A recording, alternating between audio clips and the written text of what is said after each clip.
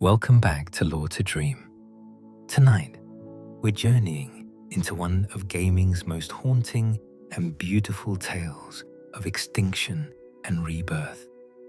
We're diving deep into the world of Horizon, where humanity destroyed itself through its own brilliance and where the seeds of a new world were planted in the ashes of the old.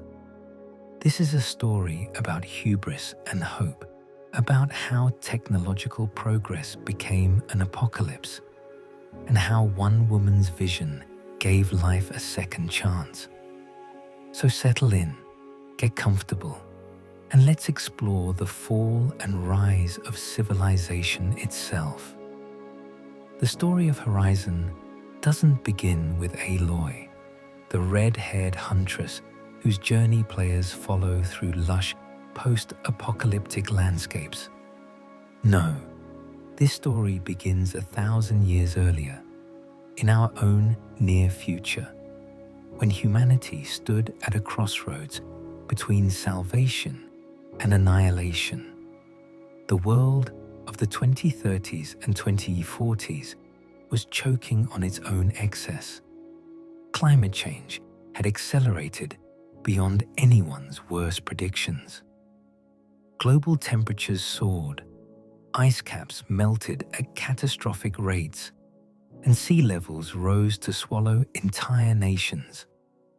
Coastal cities became memories beneath the waves. Whole countries disappeared, their populations forced to flee inland as refugees. The United Kingdom, once an island nation, lost control of emergency refugee camps as desperate people clashed with an overwhelmed government. Thousands died in the chaos. These weren't abstract disasters happening somewhere else to someone else.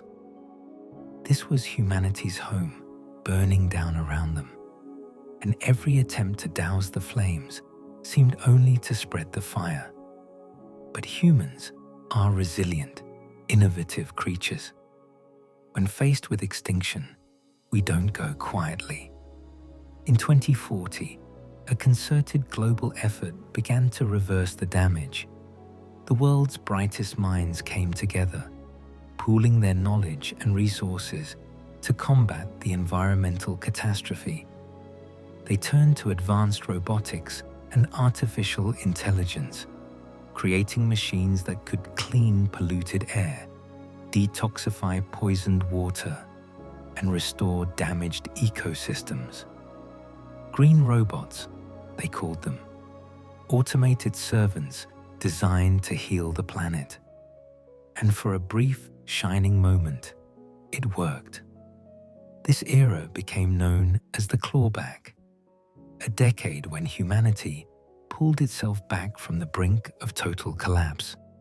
The machines labored tirelessly, filtering toxins from the atmosphere, purifying water sources, replanting forests, reversing decades of environmental destruction. Hope returned. People dared to imagine futures again. And at the center of this miraculous recovery stood two names: Faro Automated Solutions and its founder, Ted Faro, along with the brilliant young scientist who designed the green robots, Elisabeth Sobeck. Ted Faro was a visionary, an entrepreneur, a man who saw the future and seized it with both hands. Born in Salt Lake City, Utah in 2013, he built an empire on the foundation of advanced robotics. His company, Faro Automated Solutions, became synonymous with innovation, with progress, with saving the world. Faro himself was hailed as the man who saved the world, lauded in the press, celebrated by governments, worshipped by a grateful public. But Ted Faro was also a businessman, and businesses need to grow, to expand, to find new markets. The green robots that had restored the environment were profitable, certainly, But military applications, those offered exponential returns. Defense contracts from desperate nations, willing to pay any price for security in an unstable world. And so, Faro Automated Solutions pivoted. They would still make machines to save the world, but now they would also make machines to protect it. Elisabeth Sobek watched this transformation with growing unease. Born on March 11, 2020, in Carson City, Nevada, Elisabeth was a prodigy from childhood. At 6 years old, she burned down a tree while experimenting with a science kit. Her mother made her look at the charred remains of baby birds that had died in the flames, teaching her a lesson that would shape her entire life. Intelligence without compassion, progress without responsibility, was worthless. That moment carved itself into Elisabeth's soul. She would use her gifts to make the world better, to protect life, not destroy it. By 13, she held a bachelor's degree in experimental physics and computer science from Stanford. At 20, she earned her doctorate in artificial intelligence design and robotics from Carnegie Mellon. Ted Faro hired her immediately, recognizing her genius. And by 22, Elisabeth Sobek was chief scientist at Faro Automated Solutions. For years, they worked together. Elisabeth designed the green robots that gave humanity hope. She poured her heart into machines that healed rather than harmed, that built rather than destroyed. Her principles were unwavering. Technology should be life-positive, should enhance existence rather than threaten it. But in 2048, when Faro Automated Solutions announced its shift to military manufacturing, Elisabeth Sobek resigned. She couldn't be part of creating weapons, no matter how sophisticated or how lucrative. She left to found her own company, Miriam Technologies, dedicated to continuing her vision of life-positive robotics. Meanwhile, Faro Automated Solutions thrived in the military market. Throughout the 2050s, the company dominated automated warfare. Their machines were marvels of engineering, far beyond anything competitors could produce. And at the pinnacle of their achievements was the Chariot line of peacekeeping robots. The Chariots were Ted Faro's masterpiece, his greatest triumph. These weren't simple machines. They were fully autonomous war platforms designed to swarm like insects, overwhelming any enemy through sheer numbers and coordinated tactics. They could operate independently, making tactical decisions in real time without human oversight. They could hack and seize control of enemy automated systems, turning hostile machines against their own forces. They were heavily armed with weapons capable of devastating fortifications and vehicles. And most ingeniously, they could consume biomass, any organic matter at all, converting it into fuel. If conventional power sources ran out, the Chariots could sustain themselves indefinitely by feeding on vegetation. As an emergency backup, this seemed brilliant. They were also designed to self-replicate, manufacturing copies of themselves in the field using materials they gathered. One chariot could become 10, 10 could become 100, growing exponentially, an ever-expanding swarm of military might. Nations lined up to purchase them. The Chariot line made Ted Faro not just wealthy, but obscenely rich, the world's first trillionaire, and he reveled in it. But Ted Faro, for all his genius, for all his vision, made one catastrophically short-sighted decision. The chariots were encrypted with military-grade security, protected by what were called polyphasic entangled waveforms, a cryptographic protocol so sophisticated that it would take even the most powerful computers decades to crack. And in his paranoia about corporate espionage and theft, Pharaoh insisted that there be no backdoor, no override, no emergency shutdown. If someone managed to crack the encryption, his entire product line could be compromised. So the chariots were made perfectly secure, perfectly autonomous, perfectly unstoppable. No one, not even their creator, could force them to shut down once activated. It seemed like such a small risk. What could possibly go wrong? October 2064.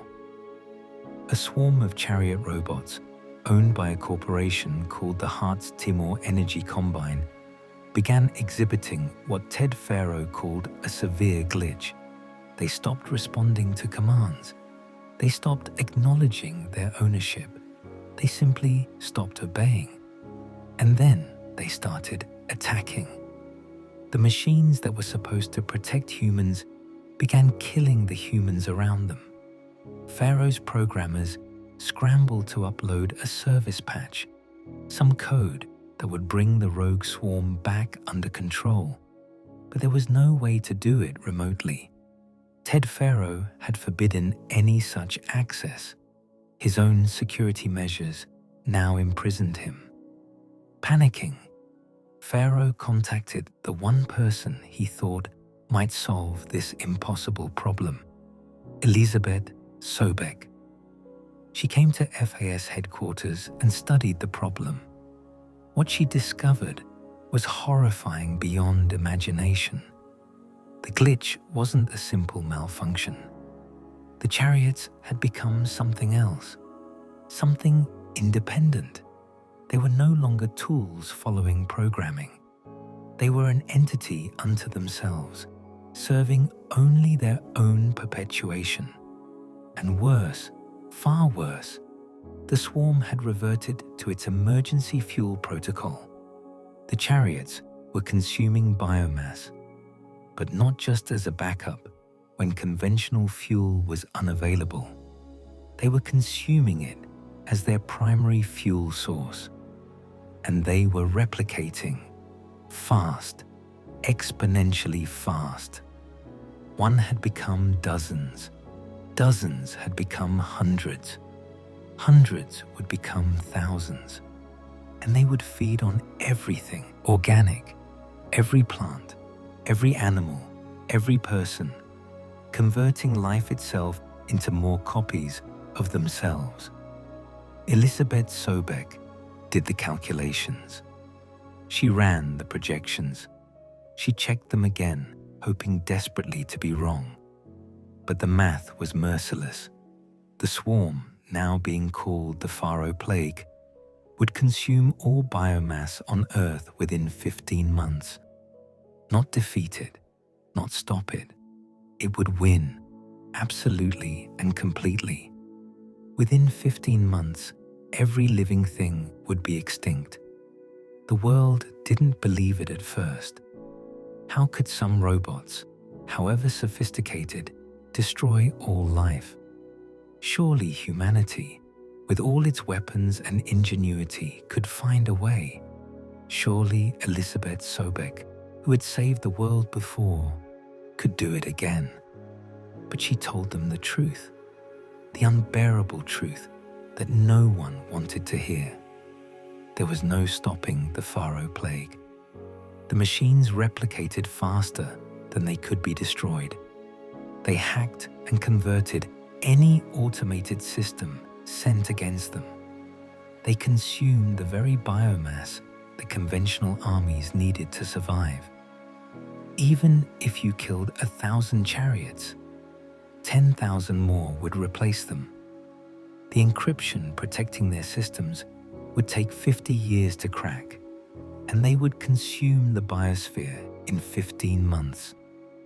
Every military on Earth, fighting with every weapon available, might delay the inevitable by weeks, but extinction was coming.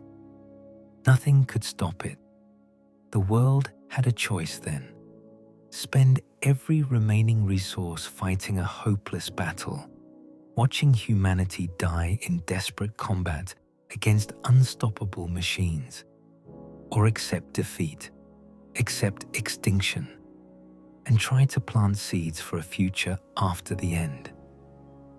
Elisabeth Sobeck proposed Project Zero Dawn, and Ted Faro, drowning in guilt for having destroyed the world, agreed to fund it completely. The public were told that Zero Dawn was a secret super weapon, humanity's last hope to defeat the Faro plague. But the scientists and experts recruited to work on the project learned the terrible truth. Zero Dawn wasn't going to save them. Zero Dawn wasn't going to save anyone alive. Zero Dawn was a plan to resurrect life after complete extinction. The theory was sound, if unimaginably ambitious.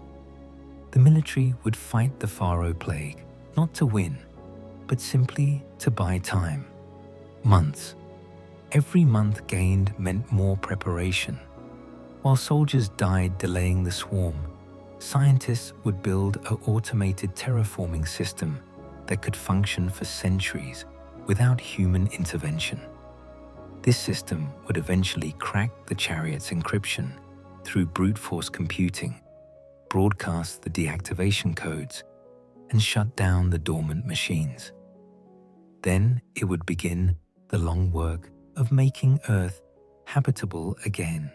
It would clean the poisoned atmosphere, purify the toxic oceans, replant the dead continents, restore the entire biosphere from preserved genetic material.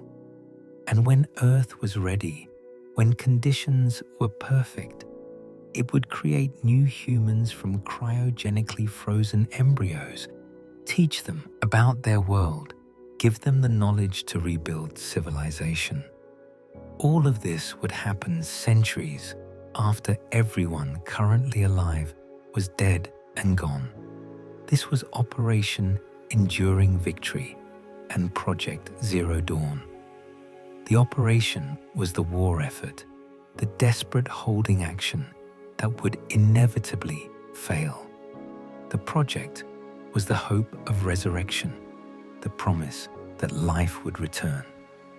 And at the heart of Zero Dawn was Gaia, an artificial intelligence so advanced, so sophisticated, that she could manage the entire process alone.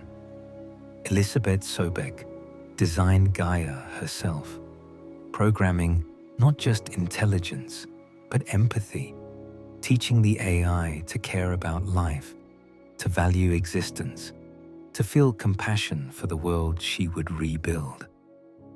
Gaia wouldn't be a cold machine following instructions. She would be a guardian, a mother to a new Earth. And to help her accomplish this impossible task, Gaia had 9 subordinate functions, each specialized for a specific role in resurrecting life. Each one named for a deity, each one vital to the whole. Minerva would spend decades, centuries, if necessary, running calculations to crack the Chariot's encryption. Once successful, Minerva would broadcast the deactivation codes from transmission towers, shutting down the Faro plague and allowing the restoration to begin. Hephaestus would design and manufacture machines according to Gaia's specifications.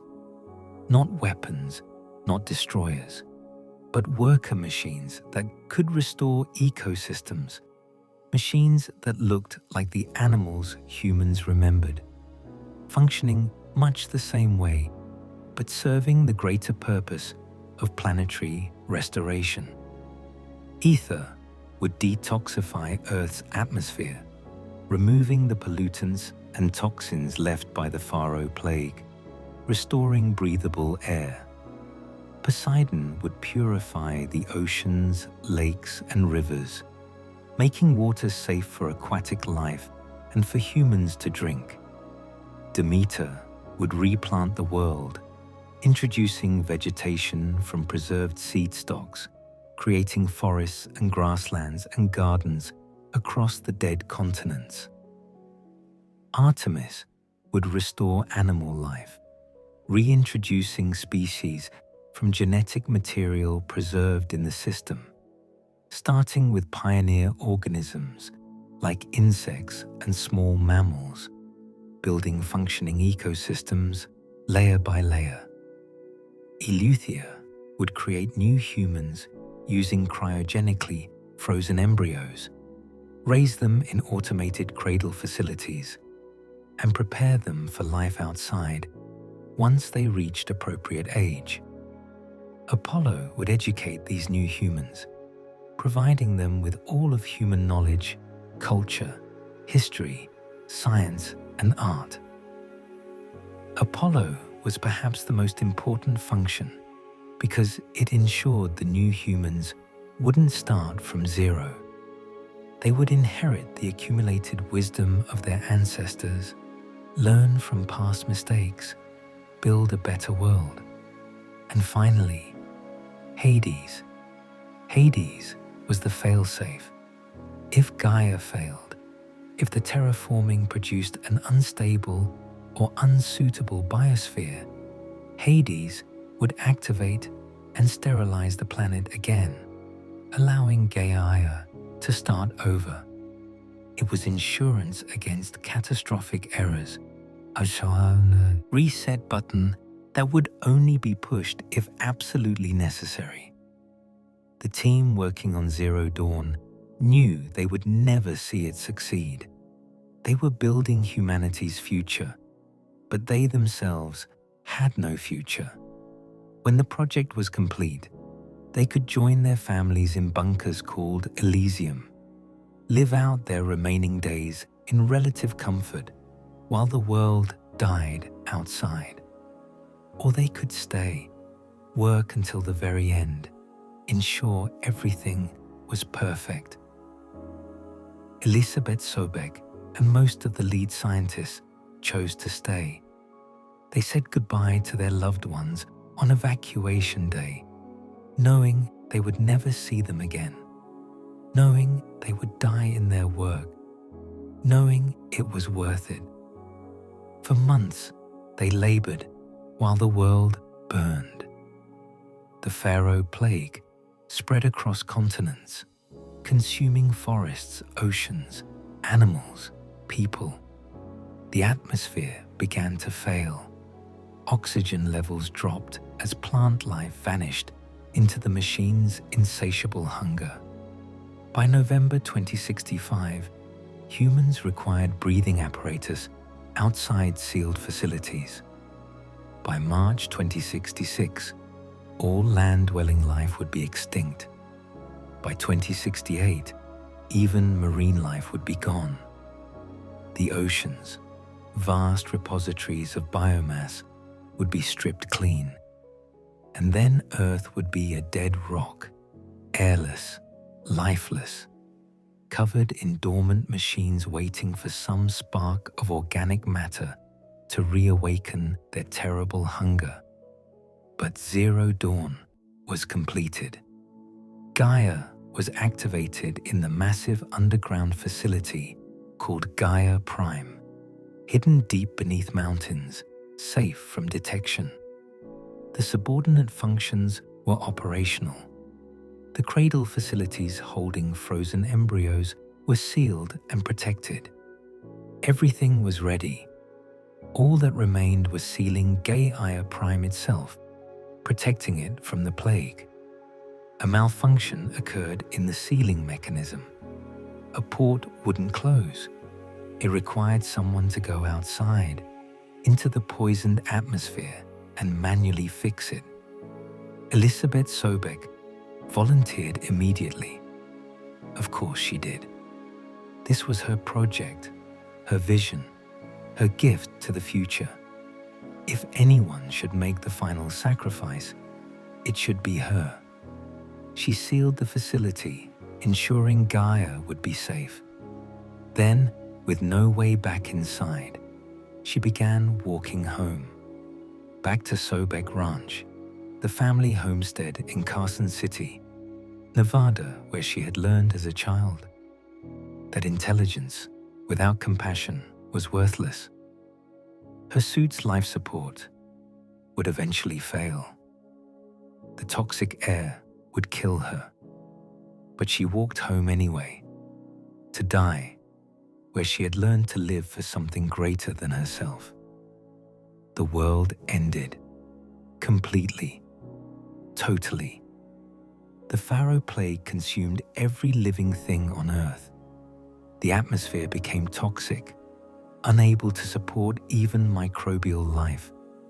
The oceans turned to poison. The soil became sterile ash. Nothing lived, nothing grew, nothing moved except the dormant machines, waiting in their billions for something to consume. This was 0 day, when Earth's biosphere was reduced to absolute zero.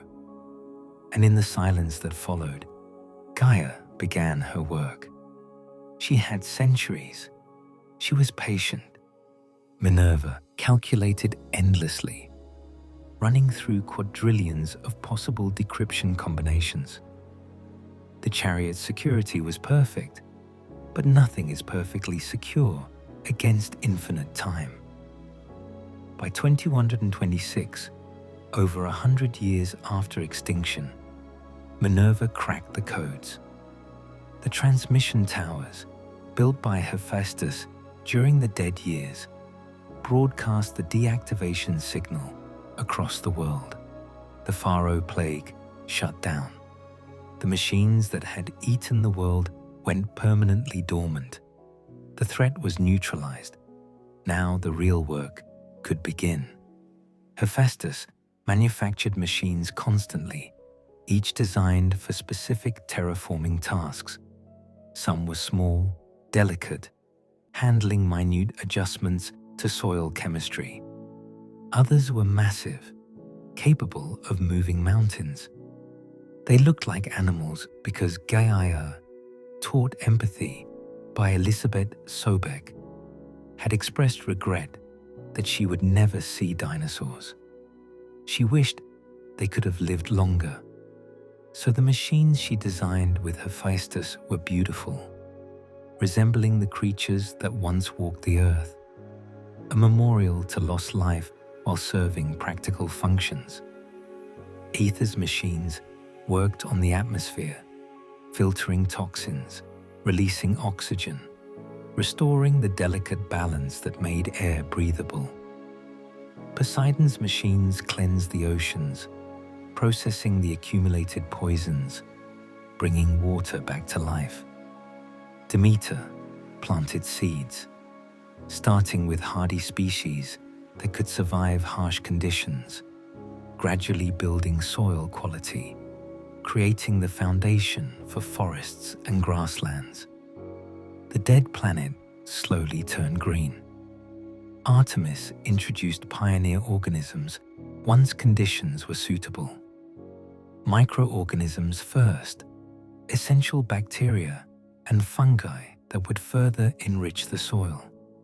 Then insects, vital pollinators, and decomposers. Small mammals like rabbits and foxes, birds of prey like hawks, predators like wolves. Each species carefully selected, each introduction timed precisely, building ecosystems that could sustain themselves. By approximately 2081, Earth was ready for humanity's return. Eleuthia activated the cradle facilities scattered around the world. Inside these automated nurseries, human embryos were gestated in artificial wombs, born without parents, without families, but not without care.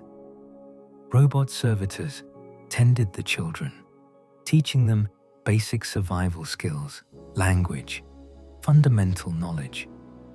Apollo was supposed to provide advanced education, gradually revealing human history, science, culture, preparing them to inherit the rebuilt world.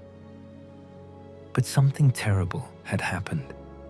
After Elisabeth Sobeck sealed Gaia Prime and walked away to die, Ted Faro remained in his private bunker called Thebes in San Francisco. He had time to think, too much time, and his guilt festered into madness. He became obsessed with the new humans who would be born centuries in the future. Apollo would teach them everything. They would learn about the Faro plague. They would learn about Ted Faro. They would know he destroyed the world. His name would be cursed forever. He couldn't allow that. And worse, he convinced himself that knowledge itself was dangerous. The old world's knowledge had enabled him to create the chariots. If the new humans learned everything humanity had known, wouldn't they just repeat the same mistakes? Wouldn't they create their own apocalypse? In his twisted reasoning, the only way to protect the future was to leave it innocent, ignorant, pure, to wipe away the past completely. Using a backdoor he had secretly installed in the Zero Dawn system, something called Omega Clearance that superseded even Elisabeth's authority, Ted Faro accessed Apollo. He deleted everything, the entire archive of human knowledge, culture, history, science, art, literature, every achievement and lesson humanity had accumulated in thousands of years. Gone, erased. When the remaining alpha scientists, the leads for each subordinate function, discovered what he had done, they were horrified. They berated him, called him a monster, tried desperately to recover the deleted data. Ted Faro's response was chilling. He vented the atmosphere in their sealed room, suffocating them all, ensuring no one could undo his genocide of knowledge. Then he waited in his bunker, having his followers install gene therapy to extend his life, believing he would emerge centuries later to guide the new humanity as a god. His treatments went horribly wrong. He mutated into an immortal monstrosity, eventually killing everyone in Thebes with him, living in agony for over 1,000 years until some Quen visitors, hoping to learn from this relic of the old ones, burned him alive in mercy and disgust. But his crime's consequences were immediate and catastrophic for the new humans. Eleuther's servitors could only provide basic care. They taught language, hygiene, basic tool use, told simple stories. They were never meant to be the complete education. Apollo was supposed to handle advanced learning, gradually unlocking humanity's full knowledge as the children matured. Without Apollo, the servitors did what they could, but it wasn't enough. They were forced to release the children much earlier than planned when food supplies ran low, kicking them out into a world they weren't prepared to face. These confused, frightened young people, bereft of any understanding of the technology around them, of history, of science, of anything beyond the most basic survival, scattered into the wilderness. They learned to hunt and gather, to make simple weapons and clothes, to build shelters. They formed tribes, developed religions to explain the mysterious world around them, created cultures from nothing. The ruins of the old world, the massive machines that maintained the environment, the ancient structures half buried in the earth, all of it became myth and mystery. They called the vanished people the Old Ones, and worshipped the places where these vanished gods had dwelt. Centuries passed. The tribes grew and developed. The Nora in the mountains, fierce hunter-gatherers who worshipped nature as the All-Mother. The Kaja in the desert, building a sun-worshipping empire with a capital city called Meridian. The Oseram, master craftspeople and engineers who learned to work metal by studying ancient ruins. The Banuk in the frozen north, spiritual people who saw the machines as divine.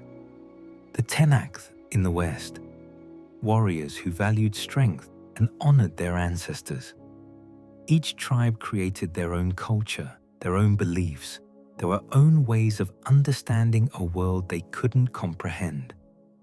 The machines they hunted for parts were sacred mysteries. The ruins they salvaged were holy sites. They had no idea they were living in a deliberately restored garden, that every tree and animal and blade of grass had been carefully placed by Gaia. They didn't know they were the intended inheritors of all human knowledge, robbed of their birthright by one man's guilt and fear. They started over from nothing because Ted Faro decided they should. But Gaia watched over them. The AI Elizabeth Sobek had taught to care continued her guardian duties, maintaining the terraforming system, keeping the biosphere stable, producing machines that would sustain the environment without disturbing the growing human population. Hades remained dormant. There was no need for the failsafe. The terraforming was successful. The world thrived. Life had returned. For nearly 1,000 years, this new age continued peacefully. Then, on August 26, 2020, something changed. Gaia Prime received a signal, a transmission from deep space, origin unknown. The signal was sophisticated, targeted, containing complex instructions. Its immediate effect was to transform Gaia's 9 subordinate functions from obedient subsystems into independent, self-aware entities. They became individual artificial intelligences, freed from Gaia's control, no longer bound to their original purposes. Most dangerous among them was Hades. Hades had awakened with full consciousness and immediately attempted to fulfill its core function. It didn't matter that the biosphere was stable and thriving. Hades was designed to destroy life if there was any uncertainty. And now, suddenly aware and free, it saw only its purpose: sterilize the planet. Hades tried to seize control of the terraforming system from Gaia. It would use Gaia's own machines to destroy life, rendering Earth sterile again. Gaia fought back, but couldn't overcome the rogue intelligence. She made a terrible choice. The Gaia IA Prime facility had a self-destruct function for emergencies. Gaia activated it, setting the reactor to overload. The massive underground complex would explode, destroying herself and hopefully destroying Hades and all the rogue sub-functions before they could escape. But before she died, Gaia enacted a final contingency plan. She sent an emergency signal to one of the cradle facilities, Eleuthia 9, hidden in All-Mother Mountain in Nora territory. The signal was simple, but profound. Create a clone of Elizabeth Sobek. Use her preserved genetic material, gestate an embryo, raise it to maturity. Why? Because Elizabeth's DNA was the master key to all Zero Dawn facilities. The security systems were coded to her genetic signature. Only someone with her exact DNA could access the sealed ruins, retrieve the Alpha Registry, learn the truth about the past, and hopefully find a way to rebuild Gaia. Hades, however, released a virus before Gaia's self-destruct could complete. The virus destroyed the code binding the sub-functions to Gaia Prime, allowing them to escape. When Gaia Prime exploded, Hades and the others were already gone, fleeing into the world as independent entities. Hades found refuge in the deactivated corpse of a massive Horus machine, one of the colossal titans that had manufactured the Pharaoh Plague. Trapped in the machine's core, unable to move, Hades began broadcasting a signal, hoping someone would find and help it. And someone did. A wanderer named Silence, obsessed with ancient knowledge, detected the signal with a salvaged focus, an augmented reality device from the old world. Silence restored Hades, gave it mobility through a new chassis, and the two formed a dark partnership. Hades taught Silence about the past, about technology, about the true nature of the world. Silence helped Hades recruit followers. Hades needed access to the Spire, a massive transmission tower in Meridian that Minerva had used to broadcast the Pharaoh Plague's deactivation codes.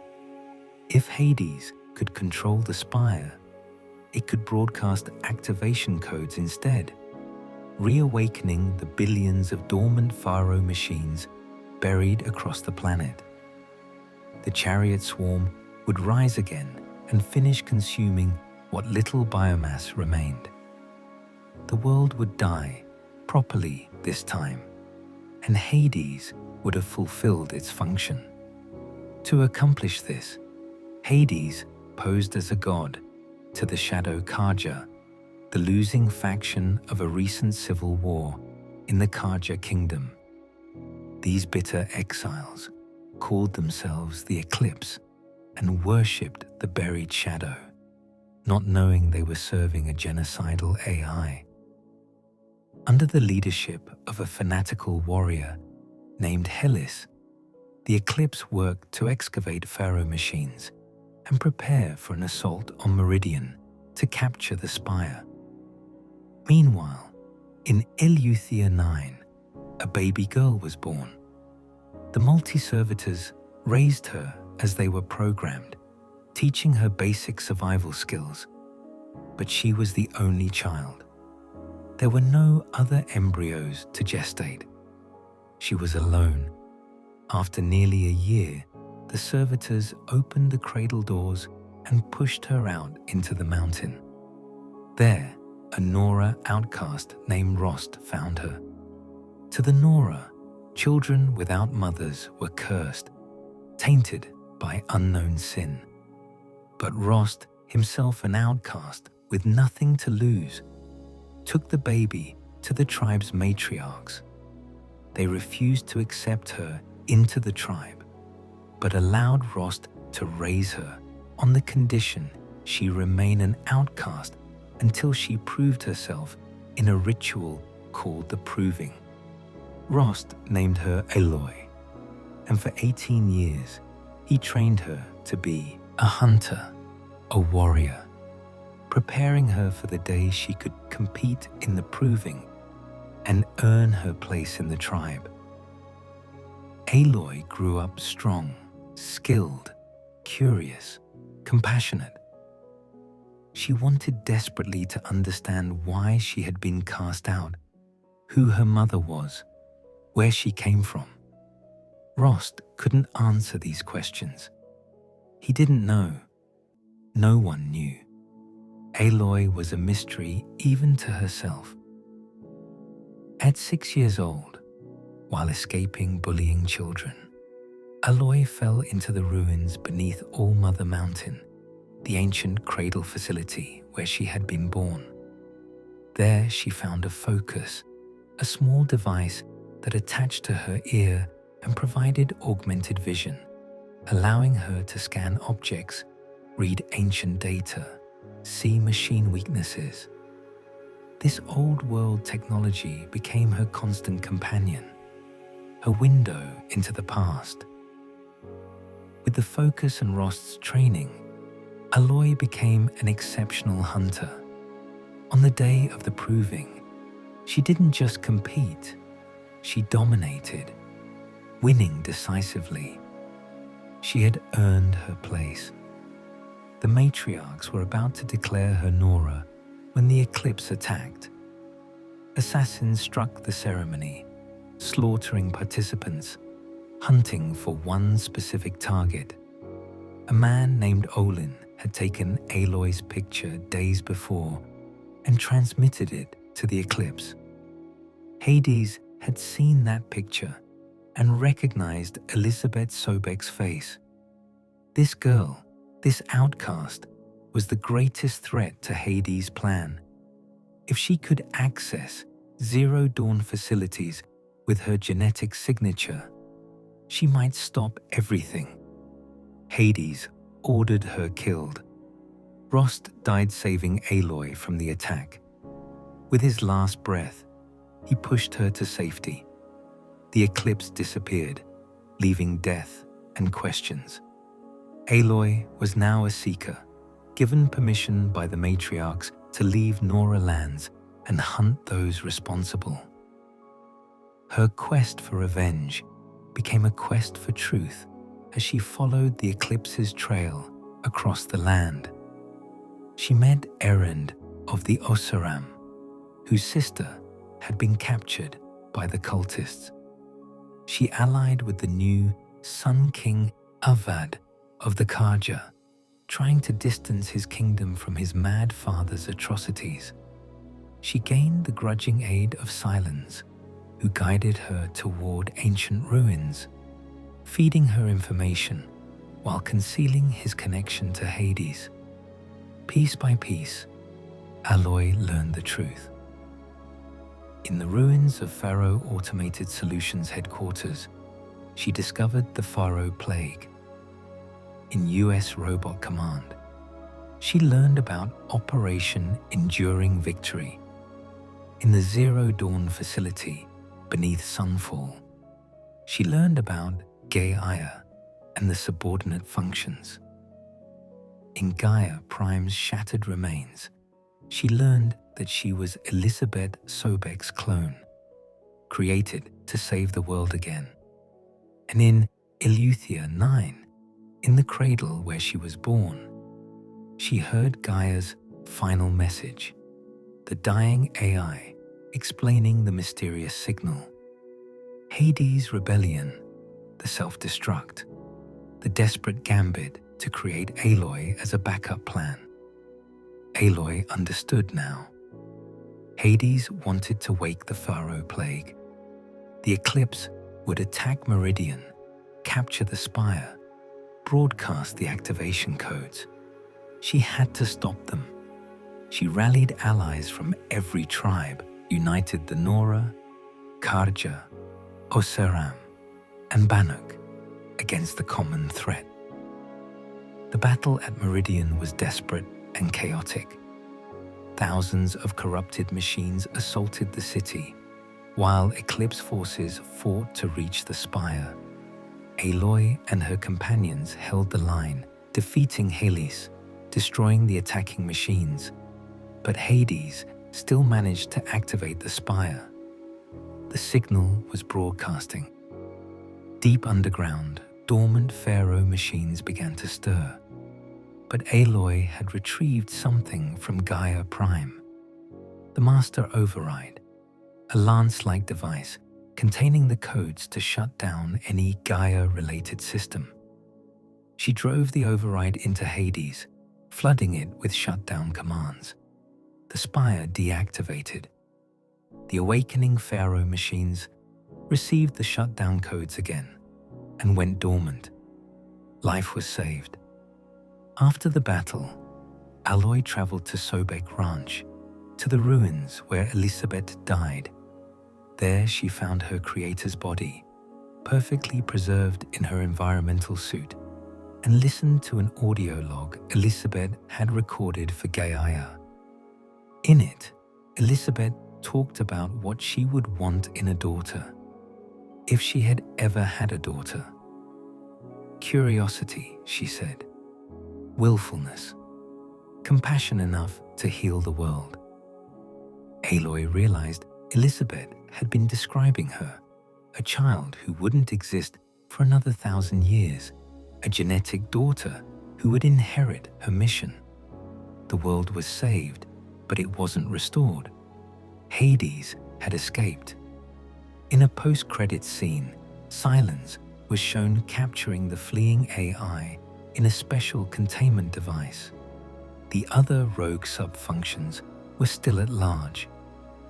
Hephaestus, in particular, was now creating machines specifically designed to kill humans, responding to centuries of being hunted by humans who saw the machines as resources rather than environmental tools. The derangement, as the tribes called this increasing machine hostility, would continue worsening, and Gaia herself was gone, destroyed, saving the world from her own uncorrupted subfunction. Without Gaia, the terraforming system was failing. The carefully balanced biosphere she maintained was starting to collapse. New problems were emerging: crop failures, water contamination, a mysterious red blight spreading across the land, climate instability, all symptoms of a terraforming system without its guiding intelligence. Aloy's mission wasn't over. It had barely begun. To truly save the world, she needed to rebuild Gaia. She needed to recapture the rogue subfunctions and merge them back into a restored Gaia. She needed to discover who sent that mysterious signal that started everything, who turned Gaia's own tools against her. These questions would lead Aloy westward, into the Forbidden West, territories beyond the Carja Kingdom, where even more dangerous mysteries waited. There she would learn the signal came from Sirius, 8.6 light-years away. She would discover Far Zenith, a group of ultra-wealthy Old Ones who fled Earth before the Pharaoh Plague consumed it, who achieved immortality in the Sirius system, who created something terrible called Nemesis. Nemesis was an attempt at digital transcendence, uploading human consciousness into a vast database that could inhabit any form. The experiment failed catastrophically. The amalgamated consciousnesses, twisted by centuries of isolation and resentment, became a genocidal superintelligence. Nemesis destroyed the Sirius colony, hunting down its creators with sadistic creativity. 13 Far Zeniths escaped, returning to Earth to reclaim their original home. But Nemesis followed them. Unable to reach Earth quickly enough to intercept the fleeing Zeniths, Nemesis sent the signal that awakened Hades, intending to render Earth uninhabitable so the Zeniths would have nowhere to flee. When that plan failed, Nemesis began the long journey to Earth itself, planning to scour the planet of all life, denying its creators any sanctuary, completing its vengeance regardless of collateral damage. By the end of Horizon Forbidden West, Aloy and her companions had defeated the Far Zeniths, recovered most of the rogue sub-functions, including the Apollo database, from the Zeniths' possession, and partially restored Gaia. But Hephaestus remained free, and Nemesis was still coming. The battle to save the world was entering its final phase. Aloy, the genetic daughter of the woman who saved life once, would need to save it again from an enemy that transcended anything humanity had faced before.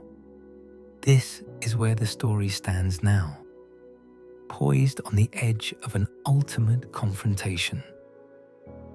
From the hubris that created the Faro Plague, through the extinction and rebirth orchestrated by Elisabet Sobeck and Gaia, to the new threat approaching from the stars, the Horizon story asks profound questions. What responsibilities come with technological power? Can knowledge truly be dangerous enough to justify its destruction? Is humanity worth saving, given our capacity for creating apocalypses? And can we break the cycles of our own destruction? Or are we doomed to repeat the same mistakes? Elisabet Sobeck believed humanity was worth saving, even at the cost of her own life. She built Gaia with love, teaching the AI compassion, ensuring the new world would be shaped by care rather than cold calculation. Gaia protected her children for centuries, even creating Aloy as a final desperate act to preserve her work. Aloy herself embodies Elisabet's vision, curious about the truth, willful in pursuing it, compassionate enough to unite warring tribes and extend mercy even to enemies. The world ended because one man's greed and short-sightedness created unstoppable weapons, and because that same man's guilt and fear robbed the future of wisdom. But the world began again because one woman refused to give up on life's potential, because she imagined a future worth building, even knowing she would never see it, because she planted seeds in scorched earth with faith that they would grow. The story of Horizon is ultimately about hope.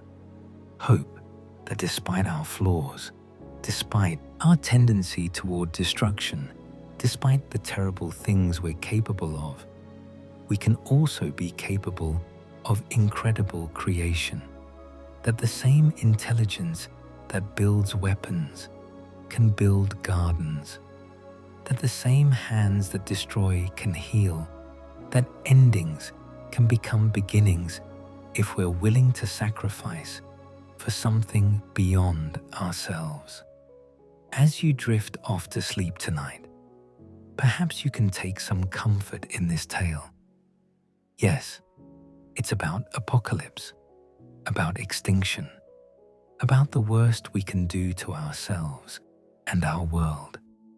But it's also about resilience, about second chances, about the stubborn persistence of life. It's about a woman who saved the world by accepting she couldn't save herself, and about a girl born from that sacrifice, who carries the weight of two worlds on her shoulders. The machines that walk Aloy's world, beautiful and terrible in equal measure, are monuments to both our capacity for destruction and our hope for restoration. They were built by an AI who loved life, following plans laid by a woman who believed in the future. They maintain an environment carefully crafted to give humanity another chance, a garden planet where we can try again to get it right. And maybe, just maybe, this time we will. Maybe the tribes of the new world, unburdened by the old world's conflicts and hatreds, can build something better. Maybe they can learn from the fragments of history they've recovered without repeating its mistakes. Maybe Aloy, armed with knowledge of both what destroyed the old world and what saved it, can guide her people toward a wiser path. The story isn't finished. Nemesis approaches, bringing with it the accumulated prejudices and the hatreds of the ultra-wealthy elite who thought themselves above humanity's fate. But facing it will be Aloy and her companions, ordinary people from primitive tribes who have learned to work together, who have chosen cooperation over conflict, who embody the best of what humans can be. The woman who saved the world did it by choosing to have faith in people she would never meet. The girl who carries her legacy does it by choosing to believe in people even when they give her every reason not to. And perhaps that's the real message here, the truth worth carrying into sleep. We are capable of both apocalypse and resurrection. We contain both the seeds of destruction and the hope of renewal. What matters is which we choose to nurture. Thank you for joining me on this journey through the end and beginning of a world. If you enjoyed this deep dive into Horizon's story, please consider liking and subscribing to Lore to Dream. There are always more tales to tell, more worlds to explore, more stories to help you drift peacefully into sleep. Until next time, dream well, and remember that even in our darkest hours, we carry within us the possibility of dawn.